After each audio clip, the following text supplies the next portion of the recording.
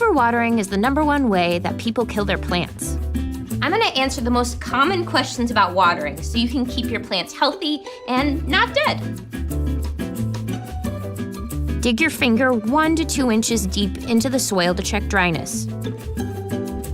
A few plants like a constant moist soil, like ferns and calatheas, but most plants prefer that the soil dries out between waterings.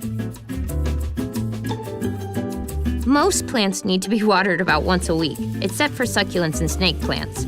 They only need to be watered once every 2 to 3 weeks. Bottom line, check the water needs of your specific plant.